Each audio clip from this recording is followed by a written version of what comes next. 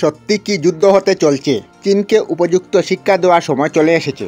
চীন হয়তো মনে করছে ভারতকে চোখ দেখিয়ে যা খুশি তা করতে পারবে, কিন্তু বাস্তবিক পক্ষে ভারত যে আর 1962-র ভারত নেই তা চীন ভালোভাবেই বুঝে গিয়েছে। তাই তো চীন তাদের সেনা সীমা থেকে 2 কিলোমিটার দূরে নিতে বাধ্য হয়েছে। সীমান্তে ভারতের প্রস্তুতি চীনকে আজ সাংকেতিক করছে। আজ এমন পরিস্থিতি তৈরি হয়ে গিয়েছে যেখানে বিশ্বের দুটি শক্তিশালী দেশ যুদ্ধের মুখোমুখি। যেখানে ভারত নিজস্ব সীমা সুরক্ষা নীতি নিয়ে চলছে, সেখানে চীন ভূমাফিয়া হয়ে উঠছে। এশিয়া মহাদেশের বিভিন্ন দেশের সীমানা কবজা করার চেষ্টা করছে। আমরা এটা জানি, চীন এবং ভারতের মধ্যে সম্পর্কে টানাপোড়া চলছে বর্তমানে। এমন একটা সময় ছিল যখন চায়না এবং ভারত দুইটি পরস্পরের বন্ধু ছিল। প্রাচীনকাল থেকে ভারতের রাজনৈতিক এবং ব্যবসায়িক সম্পর্ক চলে আসছে। সাংস্কৃতিক দিক দিয়ে দেখতে গেলে দুটি দেশের সংস্কৃতি প্রায় একই রকম। ভারতের মহান রাজা চন্দ্রগুপ্ত মৌর্য সম্বন্ধে গোটা বিশ্ব জানে। উনার গুরু এবং প্রধানমন্ত্রী আচার্য চাণক্যের অর্থশাস্ত্র থেকে চীন ও ভারতের সম্পর্কের কথা জানা যায়। এই সময় চীন এবং ভারতের ব্যবসায়িক সম্পর্ক খুবই গভীর ছিল এবং তখন রেশমের লেনদেন হতো ভারত ও চীনের মধ্যে। এই দুইটি দেশের যাতায়াতের জন্য একটি ব্যবসায়িক পথ ছিল, সেটা রেশম পথ নামে অভিহিত। প্রাচীন সময়ে ভারত ও চীনের মধ্যে শুধু ব্যবসায়িক সম্পর্ক ছিল না, সাংস্কৃতিক সম্পর্কও ছিল। তার পরিচয় পাওয়া যায় দুজন চীনা পরিব্রাজক ইউয়েনসাং এবং ফাইয়েনের ভারত ভ্রমণ থেকে। তারা রাজা দ্বিতীয় চন্দ্রগুপ্ত মৌর্যের সময় বৌদ্ধ ধর্ম এবং শিক্ষা প্রাপ্তির জন্য ভারতে আসে। তখন একটা সময় ছিল যখন ভারত এবং চীনের সম্পর্ক বিশ্বের অন্যান্য দেশের সঙ্গে অনুপ্রেরণার কারণ ছিল। এখন কিন্তু সময়টা সম্পূর্ণ ভিন্ন। চীন 1949 সালে স্বাধীনতার পর একটি ধর্মবাদী দেশ হিসাবে পরিচিত হয়। অন্যদিকে ভারত 1947 সালে স্বাধীনতা লাভের পর জনগণের জন্য গণপ্রজাতান্ত্রিক দেশ হিসাবে পরিচিত হয়। স্বাধীনতার পরে চীন ধীরে ধীরে মানসিকতার পরিবর্তন ঘটাতে শুরু করে। এশিয়া মহাদেশের সমস্ত ছোট ছোট দেশগুলি দখল করতে শুরু করে এবং এশিয়া মহাদেশের ভূমাফিয়া হয়ে ওঠে। এই সময় চীন এবং ভারতের সম্পর্কে অবনতি ঘটতে থাকে।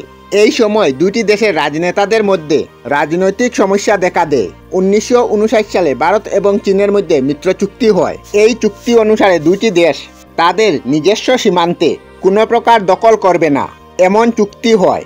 এই চুক্তির অর্থ ছিল দুই দেশের মধ্যে বন্ধুত্ব সম্পর্ক অটুট থাকবে।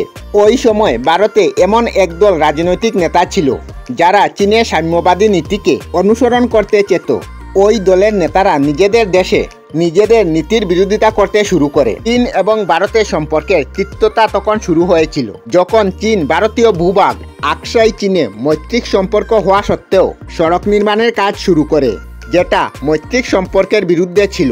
এছাড়া দ্বিতীয় কারণ ছিল 1949 সালে চীনের প্রধানমন্ত্রী হুয়েনলাই ভারতের প্রধানমন্ত্রী জওহরলাল নেহরুকে পত্র লিখে জানান তারা ভারত এবং চীনের পূর্ব অংশ ভারত চীন সীমান্ত বিভাজিত লাইন মেঘমোহন লাইনকে মানেন না।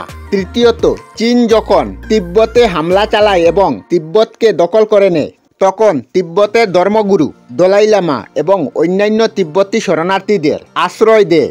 এইসব কারণের জন্য দুইটি দেশের মধ্যে টানাপোড়া শুরু হয় এবং সময়ের সাথে সাথে দুটি দেশের মধ্যে বিক্ষোভ দেখা দেয়, যা 1962 যুদ্ধের রূপ নেয়। 1962 যুদ্ধের পর থেকেই ভারত এবং চীনের সম্পর্ক খুব সংমোহনশীল। বর্তমানে ডাকমান থেকে লাদাখ সিকিম সীমান্ত নিয়ে ভারত ও চীন সম্পর্কের পরিস্থিতি খুব স্পর্শকাতর এবং উত্তেজনাপূর্ণ। আজকের বর্তমান সময়ে চীন যদি ভারতকে দুর্বল মনে করে, তাহলে এটা চীনের সবথেকে বড় ভুল এবং মূর্খামি হবে। বর্তমান ভারত যে কোনো পরিস্থিতির মোকাবিলা করতে সম্পূর্ণভাবে তৈরি এবং সক্ষম। অবশেষে 1962 সালে ভারত চীন যুদ্ধে চীন জয়ী হয়। অত্যন্ত দুঃখের সাথে বলছি, আমাদের ভারত পরাজিত হয় সেই যুদ্ধে। এই যুদ্ধে চীন লাদাখ এবং অরুণাচল প্রদেশের বেশ কিছু অঞ্চল দখল করে নেয়। ভারত সীমান্ত থেকে পিছিয়ে হটতে বাধ্য হয়েছিল।